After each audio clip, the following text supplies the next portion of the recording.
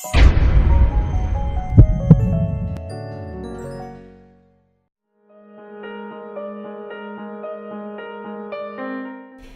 and welcome to Heart-Centered Success. I'm your host, Diane Hayworth, and I'm really excited about the question we're going to explore today. Does meditation fuel success? I know I think it does, but I wanted to assemble some people here that will help you understand the power of meditation, specifically consistent meditation. There are plenty of ways to learn how to meditate. You can Google that, you can go on the internet, there's lots of books. YouTube videos, and I know we're going to talk about some local resources here today. Here in the DC area, the Meditation Museum, we have not one but two. They're run by my friend Sister Jenna and the Brahma Kumari community. Beautiful resource, and there's all kinds of wonderful resources, no matter where you live typically, to find out how to meditate. What I want to do today is just explore what caused or what sparked the interest in different people, and over time, how that meditation has really influenced their lives and in what areas. So help me welcome my guest panel today. First, we have Kyle Dingus.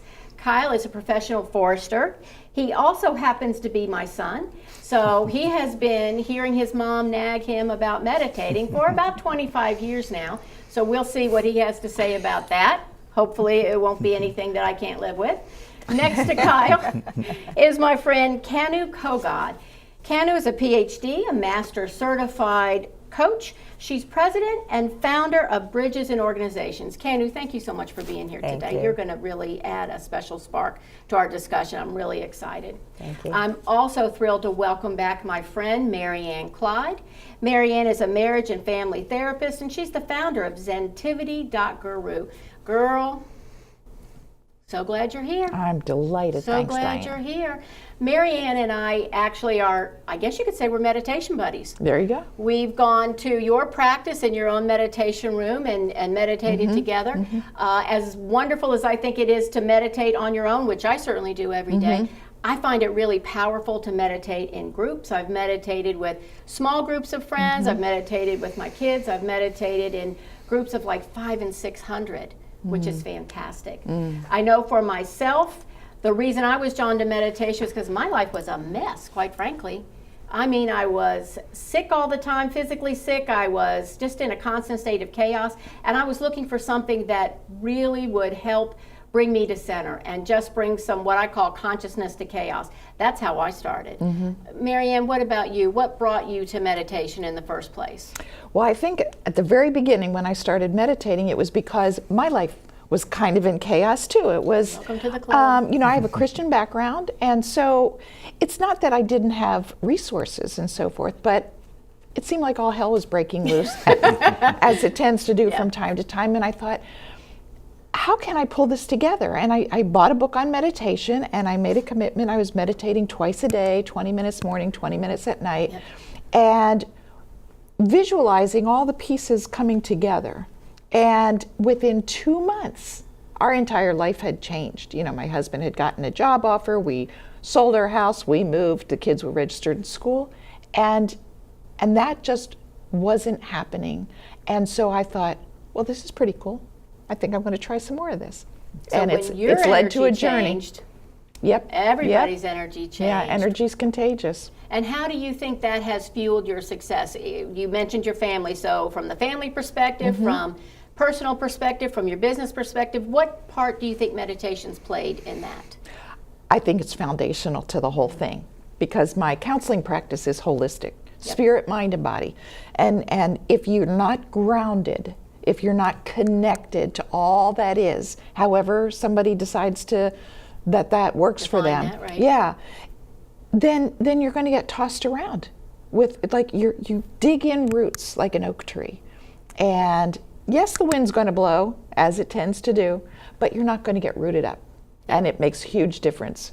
Business, family, relationships, everything. Yeah, I agree. That's the very first thing I have my clients do. Kanu, you've got a fascinating story. Tell us how you were first drawn to meditation and how that thread has gone through the rest of your life, really. Oh yeah, I would not be the same person at all if I had not begun meditation at an early stage while I was at the University of Florida. And there was a lot going on in the early 70s. Just think back to the time.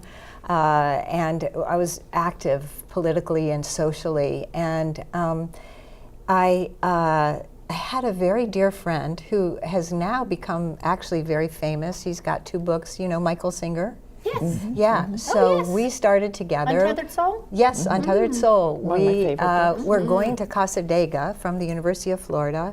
Gainesville is very close to Casadega, which means House of God. Casadega is a spiritualist community about an hour from Gainesville. And in the 1920s, there was a camp established there and another one in upstate New York, Lilydale, New York. And the spiritualists would go back and forth between these 2 places. And my teacher, my first teacher, Eloise Page, our teacher, was a psychic. And her husband was a direct disciple of Paramahansa Yogananda. Wow. And because of that, the way she taught and the way she integrated the spiritualist teachings, the natural laws, with all the principles of Eastern understanding, she brought such a richness to us. And Mickey, we know him personally, started the Temple of the Universe, and we were just like off and running from there. So a lot has evolved over time, and I then met a very incredible teacher who I started having experiences with that I read about in Yogananda's book, Autobiography of a Yogi. And so when I started having the experiences, I was like, okay, I'm hooked. This is amazing. And that started a lifelong process that has changed every part of my life. You teach it even now, right? Yes. Even though that's not your main business, that's Right. something that you feel that you really want to share with people. Oh, absolutely. Not only do I teach it like yoga in a yoga studio, I incorporate it with every coaching interaction, every training that I do, every developmental experience. Always starts, we don't always call it meditation. Sometimes we call it attention training. Sometimes we call it reflection. Sometimes we call it whatever fits in the business environment, Right. but it's always there. It's always there, and it's been a part of who we are. And I love your program, Heart-Centered Success, and Love Unleashed, because I think that that's what meditation really does, and especially when you're meditating in a group, it unleashes love and connection in a way that nothing else can. Yeah, and I'm so glad you mentioned that. That's actually the name of the production company that loves to find topics like ours and shows like ours for that exact reason. Yeah. I just think that's just, I really think that's the way we're going to change the world. Yeah. Is just unleash more love. Yeah. Now, Kyle, I don't know how much you remember about meditation in our house. What is your earliest memory about meditation? Sure. I remember the earliest forms were when we did silent prayer together. Yep. I was in grade school, and then as really I've kind of just mirrored the techniques you've been learning, because it's been a great advantage. So when it really started hitting home was when I was in high school, and we would do the guided meditation CDs, and I would find that if I did those before school, and I just would have a calmer day, and it would really just help put more things in perspective and allow me to be a lot more calm in the way I dealt with things teenagers deal with. Yeah, and I do remember I would look for my Bruce Springsteen CDs in your sister's room. I looked for my meditation CDs in your room. I'm now remembering that. And I have to say, I really want us to get into how meditation changes somebody's life. For me personally, I was, 60 or 70 pounds more than I am now, constantly sick. Very stressed because I was in a managerial position. I had 2 sick parents. I had 2 kids under 8, 9. Oh, and I decided to go get my MBA at night, because why wouldn't I do that? I mean, Right. why wouldn't that be like the coolest thing to do, right? Yeah, that would be great. So really, just absolutely in chaos all the time. And what I really started meditating because it was survival. I mean, really, it was survival for me. And I remember, I think I probably, yeah, I know I did this.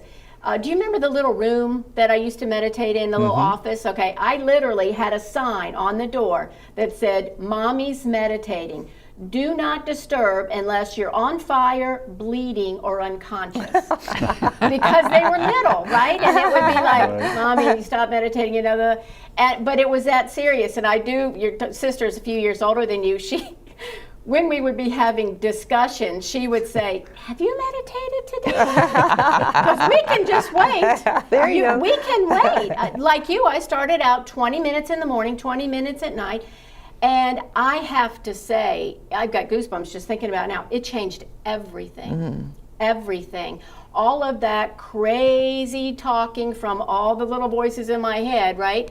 I wasn't able to hear spirit, really, because all I heard was my fears, my frustrations, my stress, my worries. That's what I was focusing on. And when I was able to calm that, and there are processes, and that's one thing I do want to make sure we emphasize, it's a practice. Yes. I didn't get it right first time out of the chute. It took me a little while, and like you all, I tried different ways. There's many, many different ways to meditate. But oh my gosh, I cannot imagine a day now without meditating. I really can't. And if that rare occurrence does come about, my family's quick to say, "Hey, did you meditate? Go take some time. Take 5 minutes, and we're fine with this." It's just changed everything. Changed everything for me. It's what helped me start my own business 10 years ago, actually. I had a wonderful job with great people, but because I was meditating, I think I was able to hear that inner calling. There's time for you to do something else. We need you to do this. This is what you need to do. And you can only say, beat it for so long before you really, at least I found, when I am able to align with that inner voice, oh my gosh, the happiness, the health, the satisfaction, that's when that heart-centered success comes in. Marianne, what's been your experience with that? Or even if with your family or with some of your clients, being able to surrender to the process of meditation, what kind of changes did you see? Well, I think you're aware that I've traveled to a lot of developing countries, and countries like Sierra Leone, where machete and chainsaw amputations were that was the thing during their civil war in the 90s, to Afghanistan and Pakistan and working with hungry kids in Honduras. I mean, it's just, so I've been around the world and dealt with people who are truly, truly traumatized. And the common thread all around, whether it's in my practice back here in the States or in some horrible situation in a foreign country, if you're not connected, and like you, we would, it's the first principle of Zentivity.guru, first principle of peaceful parenting, is if you are not grounded and centered, and the principle is connect with your creator, and we call it different things when we're working with businesses and so forth, but the fact is, it's a grounding practice that if you don't do, it's like it's building your house on no foundation. It's easily to get blown away. And so I teach that around the world. Very first principle I tell my clients, and I start with the principle, you're already whole, perfect, and complete. And you're lacking nothing.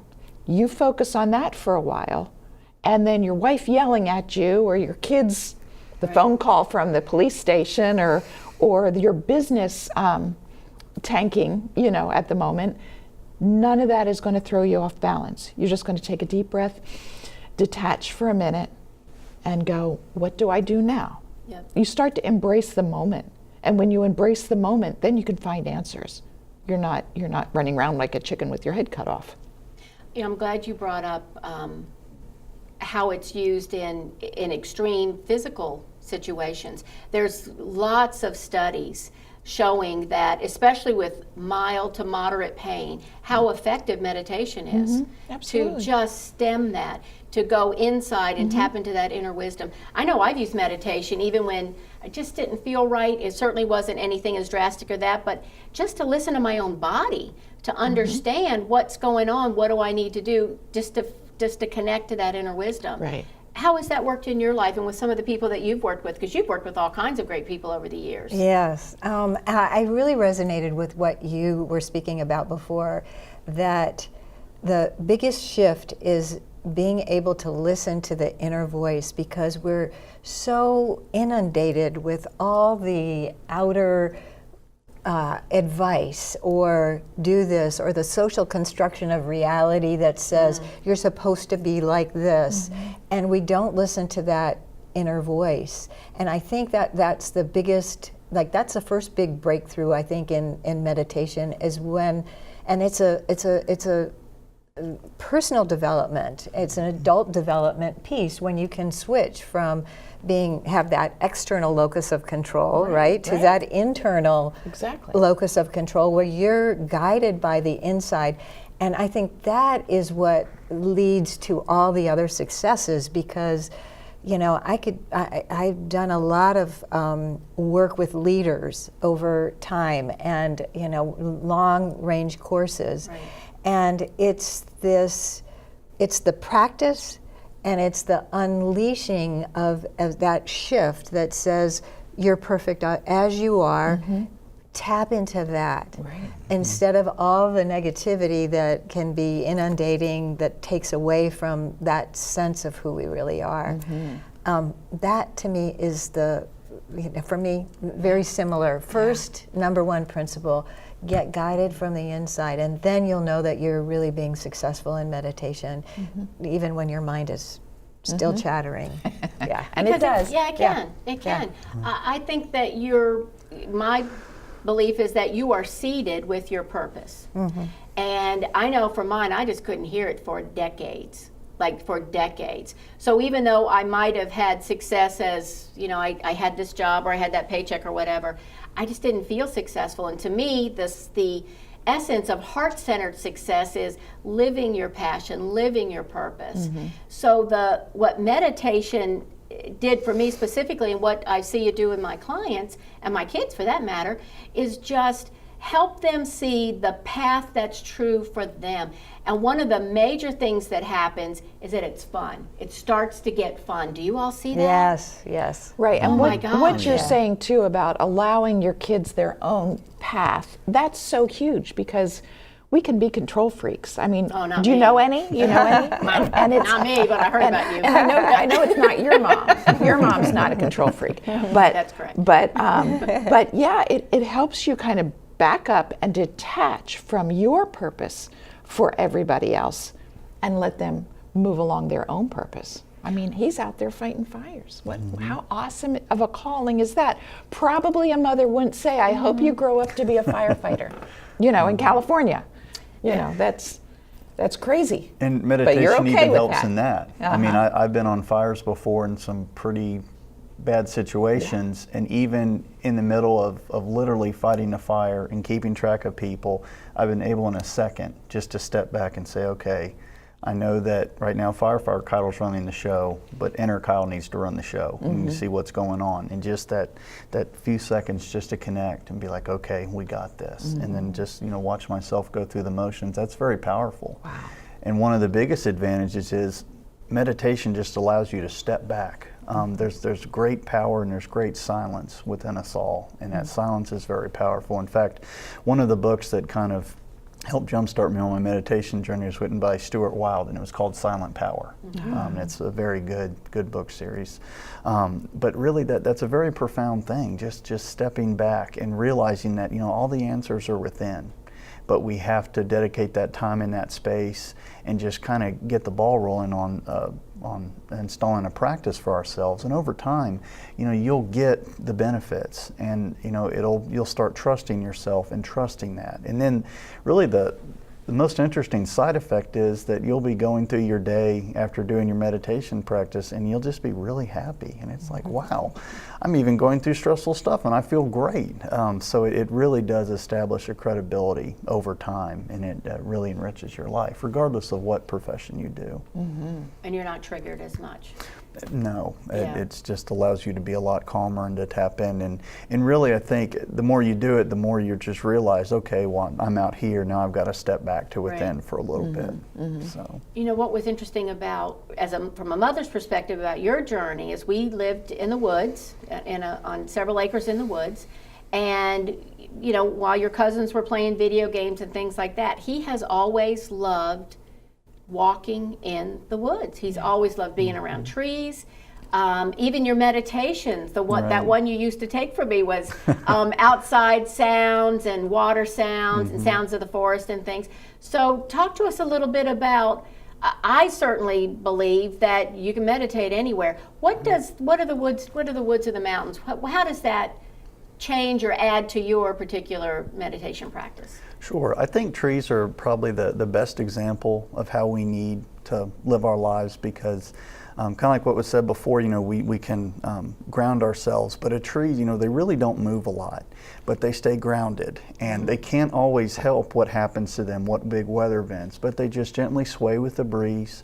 When the conditions are good, they grow. When they're bad, they hold back, and they are just a perfect example of just how to be, how to relax. So really what gets it for me is just being around trees. I mean, even if it's going to a public park and sitting on a bench and just watching a tree line and just watching that tree line sway with the breeze has been just very profound. And it's just turning your brain off and just observing and just letting all that kind of mix together. So really, I think just as simple as watching a tree out your window, it is just a great way to get started. And there's plenty of great lessons we can learn from nature. Absolutely. The thing you said that I really appreciate so much is the idea of the tree being like, and I think of this as a metaphor for life, really, the tree of life, and it's in so many religions, the tree of life. What we focus so much is on the tree, and yet it's the ground that's holding the tree. And I think it's really the same with our mind. If we focused on the ground, the awareness that's holding all the other stuff, and not the mind itself, then we're really in a state of meditation. That's what I feel. So I love the analogy and that you brought up, because I think that's the roots of aliveness, is getting to the ground of being. What is that? What is that awareness? And how do we carry that with us in every moment? It helps you fight a fire. It helps you, it downloads, because then you're in connection with awareness, and what's coming through you is not from the mind. It's totally from the heart and from being connected. So I thank you for that. We've been really thinking so much about how a tree's roots just will keep looking for the nourishment, you know, and I think that's that inner guidance, how we as roots will, when we're grounded in that, will keep finding success. Yeah. I love that you started them early with as children too, because even now as I'm watching my grandchildren, you know, over the holidays we had grandma duty, and one of the grandchildren was getting a little riled up and stuff like that, and he just said, I'm going outside, because he too really likes the outside.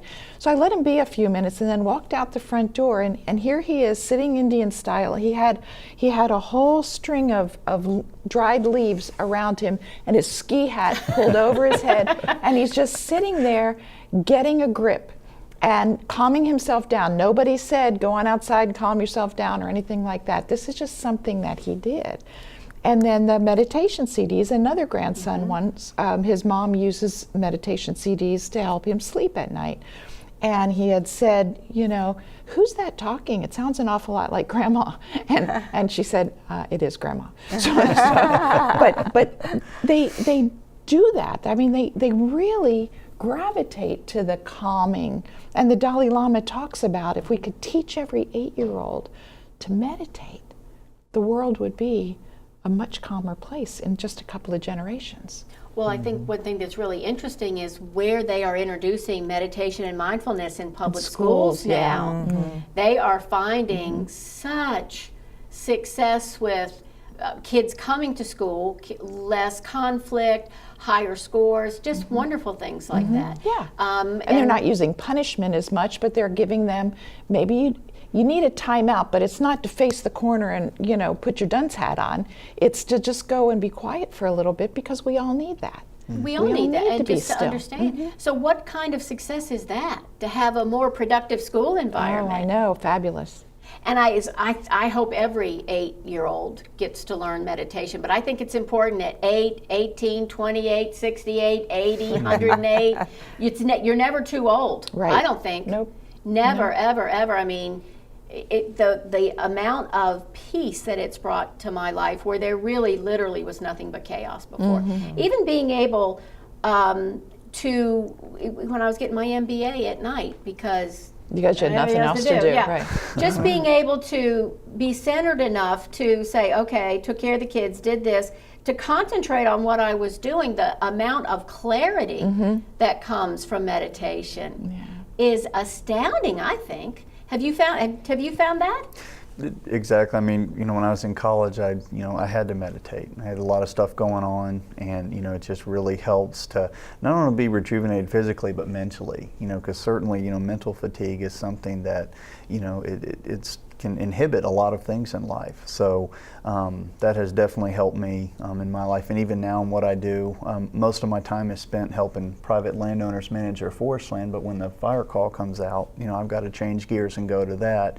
And during a busy day, just to even step back for a few minutes in between calls and just take a nice deep breath and just put everything back in perspective, and that just makes a ton of difference and allows me to be a better leader and allows me to make better decisions in what I do. So now remind me, were there, I know you meditated on your own, but were there meditation gatherings, groups, clubs in college?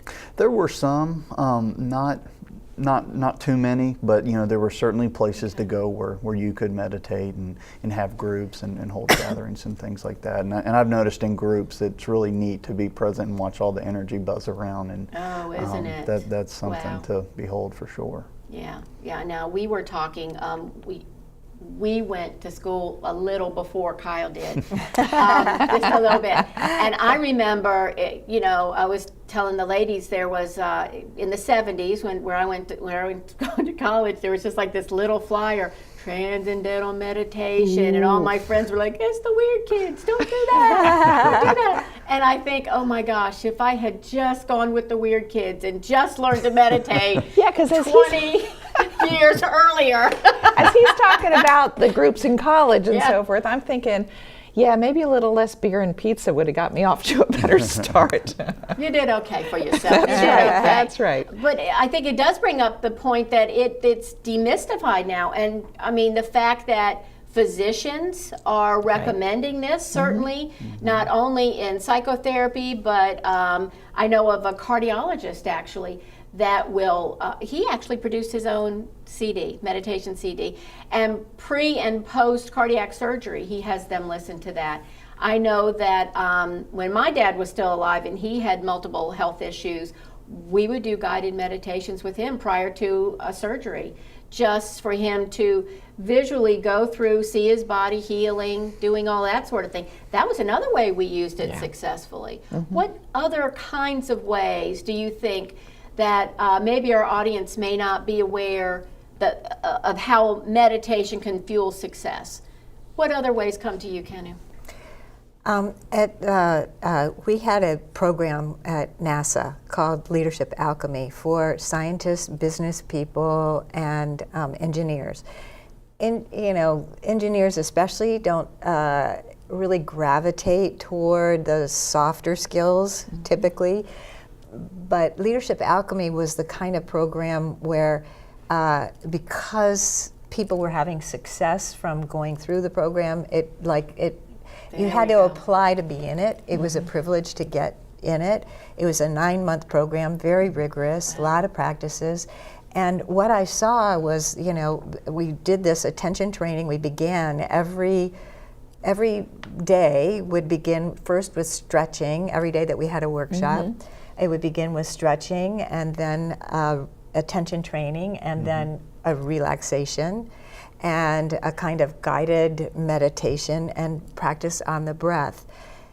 It was the somatic exercises that connect language, body, and emotions. It's the somatic piece of connecting everything up.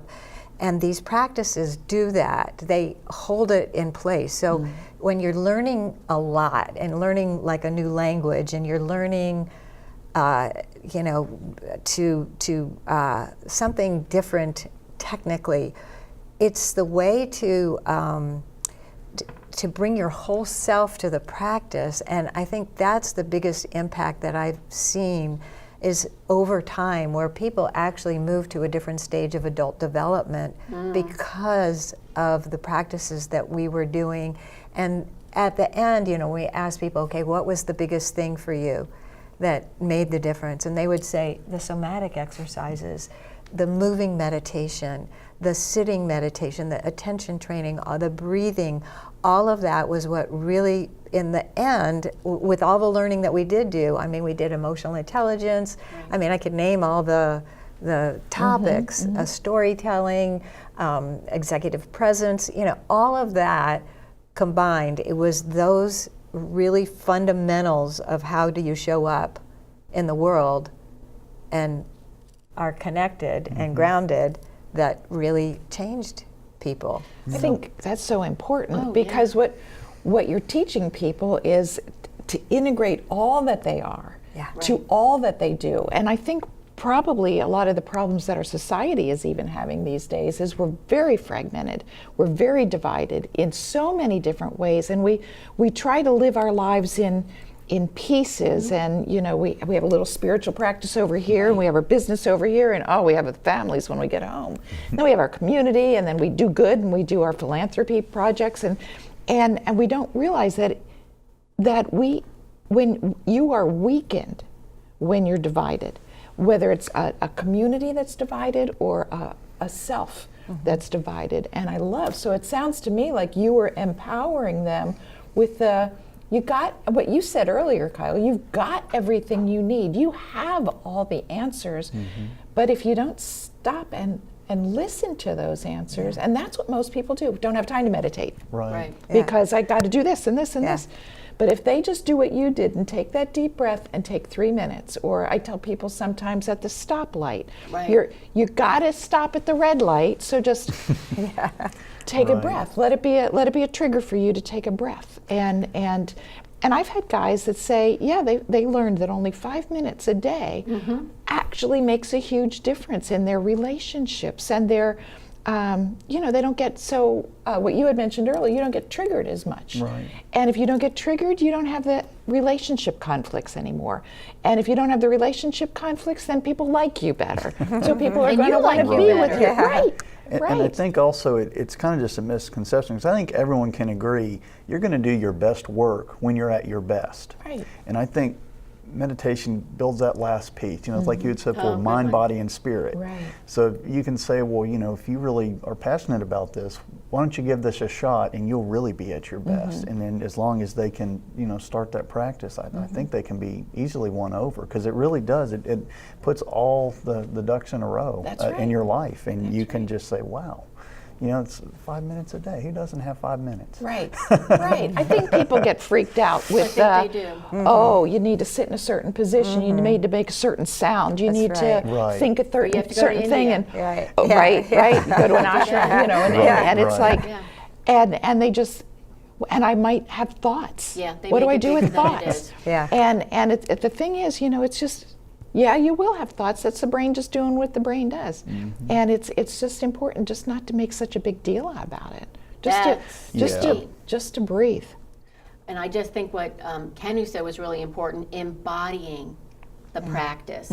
That's where I've seen a lot of long-term success and results. I used to teach at one of the universities here, and I taught meetings and conventions to very high-strung seniors. And what was really interesting was I taught them how to meditate too. That was something we did on the side, because these people were, some of them were wedding planners, some of them were doing these huge conventions. And what I just thought was so interesting, it's at the end of the semester, we always had evaluations. I would say 80% of the evaluations, when it said what was the most important thing you learned, cited meditation. Yeah. Amazing. Yeah. And now that's been over 10 years. I have some of my students that are Facebook friends of mine, and I had one not too long ago said, I'm still meditating. I now meditate throughout the day, because I find it wonderful to start my day with meditation, but when you can live from a meditative state, Right. Right. that is really when the success starts to go. That's right. And that's not ooky spooky Nope. either. Nope. It's not weird. Now it does. Well, we're not weird. I Yeah. used to be called weird. I I mean, when proudly I wear that started, label. I mean, yeah, I really did. And my family, they were all going to sports events, and yet I was Right. the one that, I was a seeker. I really wanted to know. I wanted to find meaning. I wanted rhythm in my life and energy and connection. And I knew that these things were available, and I had, when I started having experiences, like I said, you have experiences in meditation, then the whole game changes, does. and then you say, oh, that this is like, I want more. Meditation actually teaches meditation. And I think that's a really important aspect of okay, so what really stops us, all the enemies of meditation, okay, no time, no, I can't sit still, I have too much anxiety, my mind will never, all of those things that stop us, but the thing that would pull us is not only the effects in our life, but the actual experience itself of what shows up. And we're so much more than we think we are. We're so much more than we think we are. Now, I think that's a really important point. What stops people? And certainly, I don't have time, I don't know how, all those sort of things. And I think they don't have a community. And that's one thing now that we're out of the meditation closet. Yeah. People can find a community, right? Even meetups, I noticed that when I have clients, of course, my clients are on the phone, so they can be anywhere. I just say, go to Meetup, find a meditation practice, find almost every place, even our tiny little hometown has got opportunities to meditate in groups. That's where I've had my most profound experiences, actually. Yeah. That's where I've had, not that I haven't had wonderful experiences doing my own practice, but man, Yeah. how powerful in a group. Yes. That I've really found to be wonderful. Yes. So I find a think it's community. important to know too, for people to know too, because people will get frustrated or they'll Absolutely. stop meditating because they're not having these Yes. profound experiences, and so they think they're not doing it right. Right. They think there's something wrong with me because I can't get that. And I had a friend a long time ago say, Marian, you got to remember the supernatural is not weird. That it's just who we are. It's our nature to connect with the Creator in whatever way we do. And so we shouldn't really meditate to get those experiences, I think. I agree. But once you're committed to the process, they'll come sort of as they do. Not all the time. Don't get mad when they don't come. But it just enhances the thing. But I think they shouldn't seek those out first.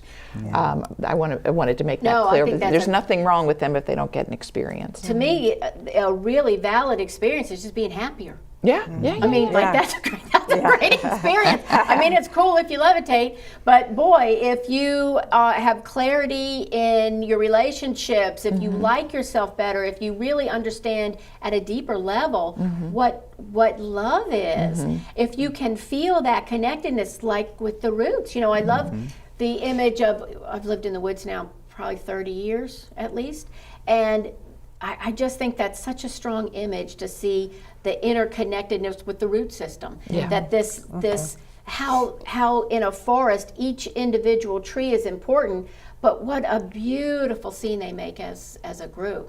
So really, that's what I'm thinking about with the meditation. Each individual has a wonderful experience, whatever that is. Right. But boy, as a group. Yeah, and I think Really powerful. another thing is once you start meditating, and even if you stop, you you can't unlearn that. And even if you're really stressed and you're resisting meditation, I think that's healthy to acknowledge that, and just to know that, you know, sometimes your practice gets out of whack. It's just easy. You know, one of the things that I do when I have found that I've been off my meditation practice is just staring at a candle.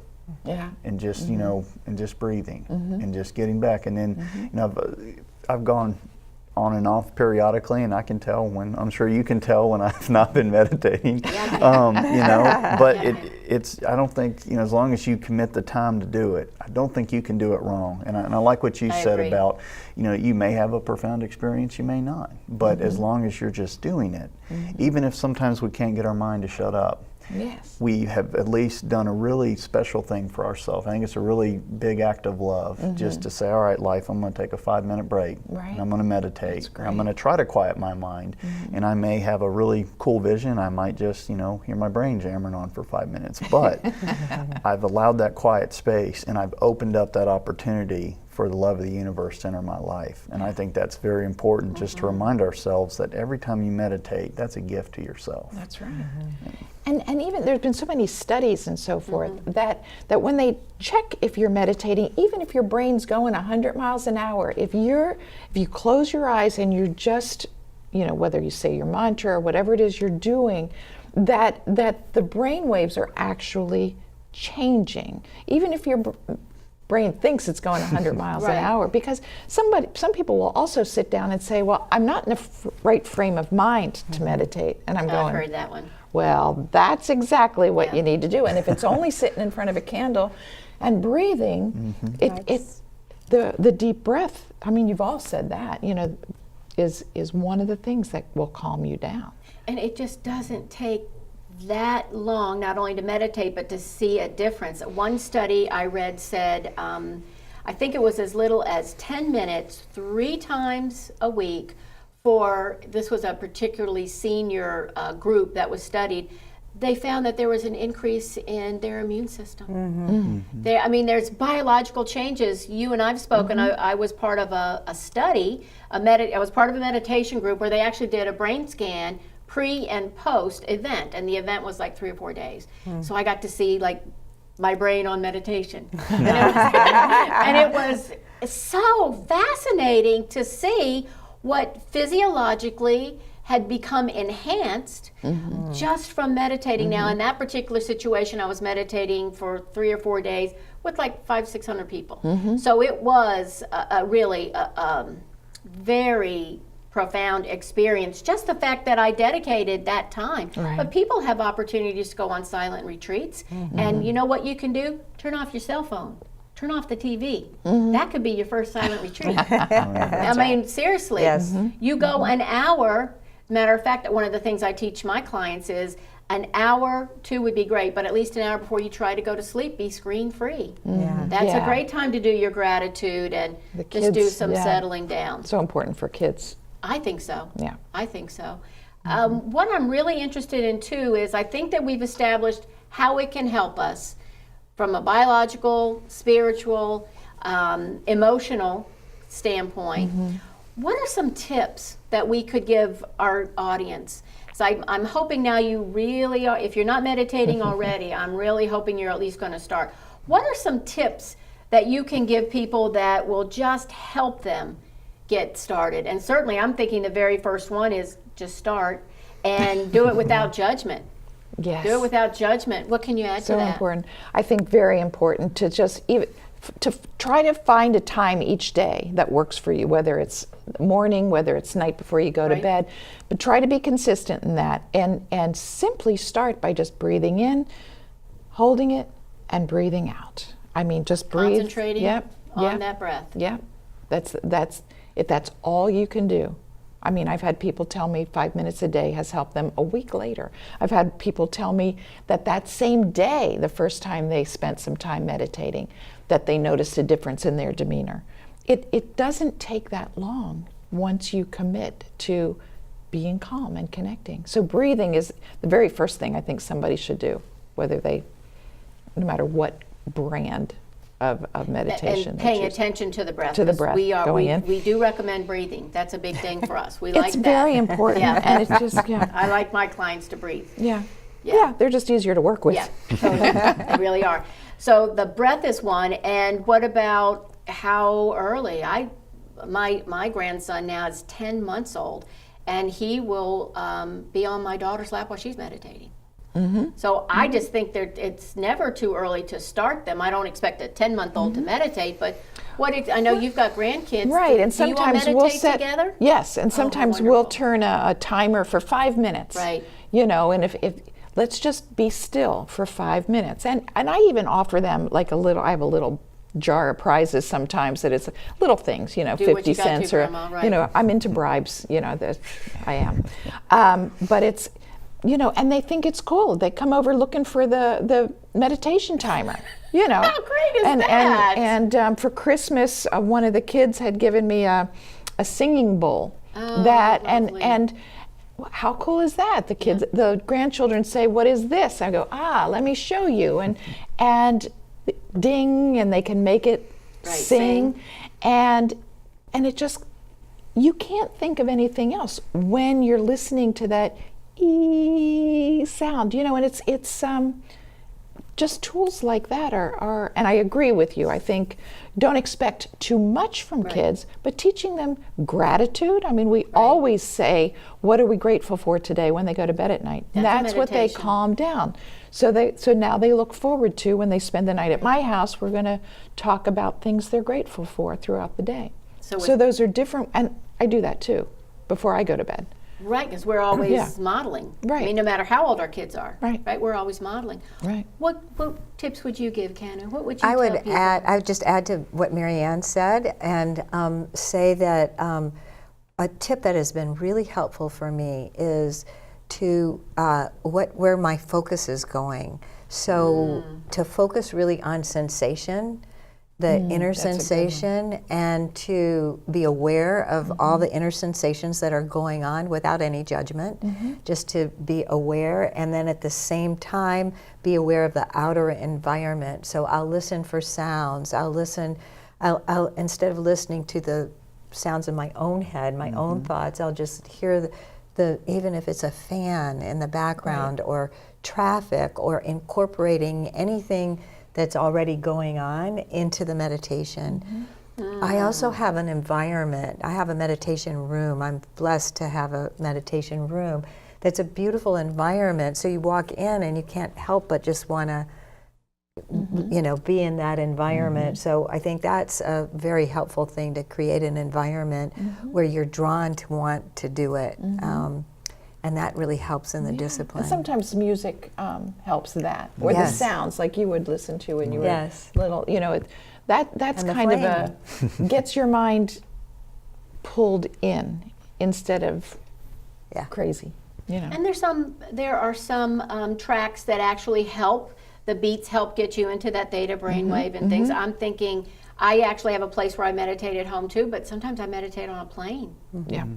Or in hotel rooms, or you know, although to me, you meditate where you are as much as you can. Right. And like Kyle said, sometimes, you know, you have an off day, and then everybody tells you. And then everybody tells you, Mama needs to meditate. I know that's what I get. What are some of the, now I know since you teach meditation, what are some of the other stumbling blocks? Is there anything else that people have said to you? Maybe physical pain might be one? Posture is huge. You know, opening the chest, and you know, it's very hard to even think a positive thought if you're in a posture like this, you know, and we're coherent, so we can't say, I feel so bad from this posture, you know, it's not going to happen, you know. So we you know, putting ourselves into the right posture actually starts to create it.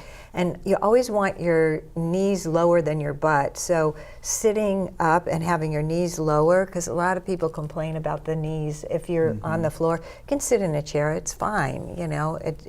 Where it's what is comfortable, where you can have a opening in the chest to really allow breath and a kind of open-hearted stance.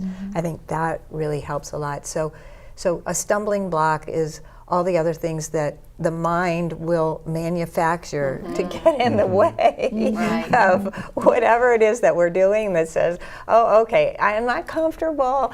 Oh, okay, there's a bug. Oh, wait, I don't have a meditation pillow. Yeah. You have to go get that. But I know I've even had clients in wheelchairs, or they have long-term medical conditions, Yeah. and they have to be lying down.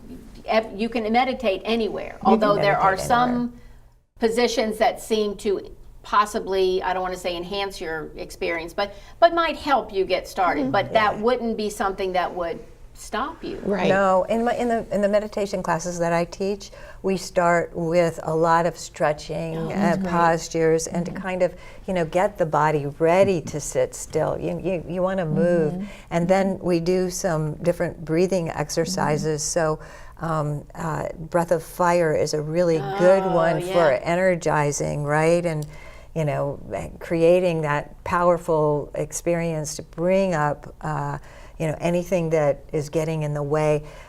We do a practice that I really like called swaha.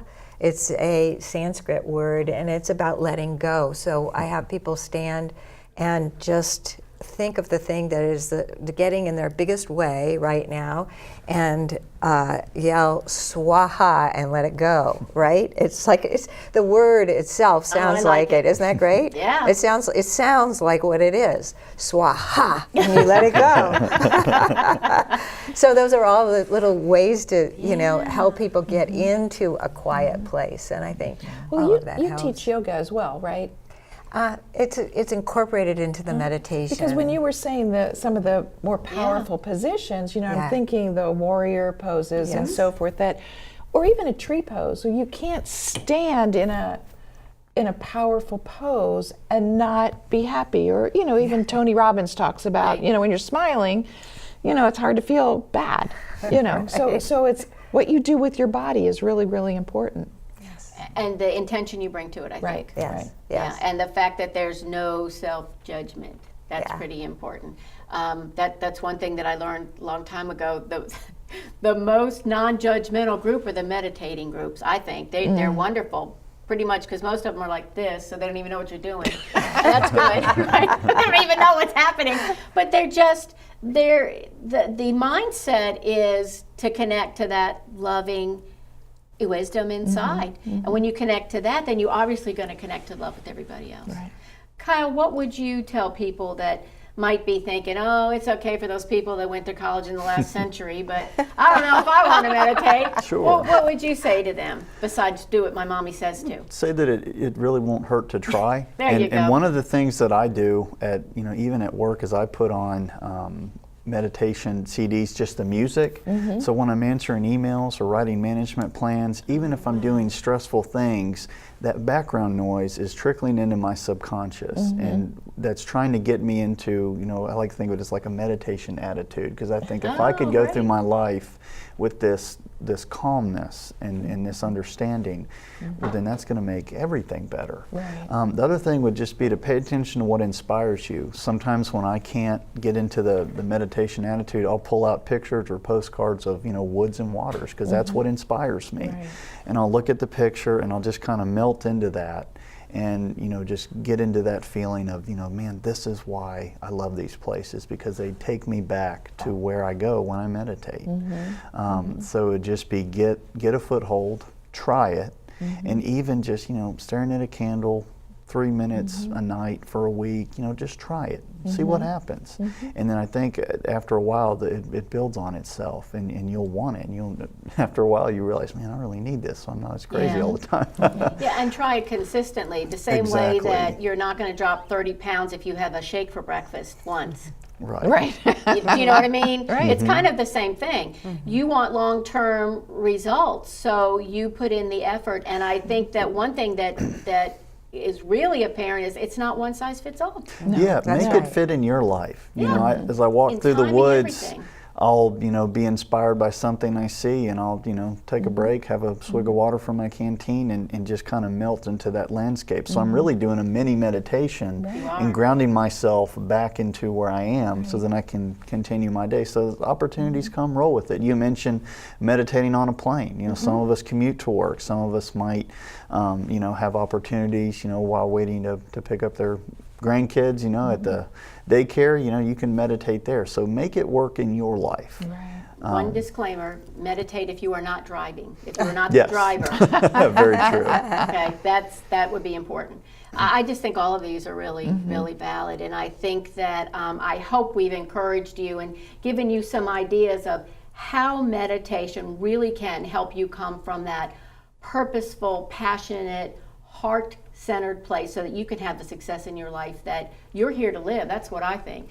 So before we go, please tell us how our audience can get in contact with you. We will have their websites and contact information in the credits, but Marianne, how can somebody find out more about you and Zentivity and what you do? If they go to zentivity.guru, they'll find the book, the 10 Essential Principles, and then the membership site that kind of guides them through this. Meditation does make you more productive, It absolutely which is really, does. really important. And I think it's important to know too that the social media links will be on everybody's. What about you, Connie? Bridges and Organizations is my company, and it's www.bridges-in-orgs.com. People can get in touch with me that way. I'd be delighted to hear the class is at Village Yoga in Potomac.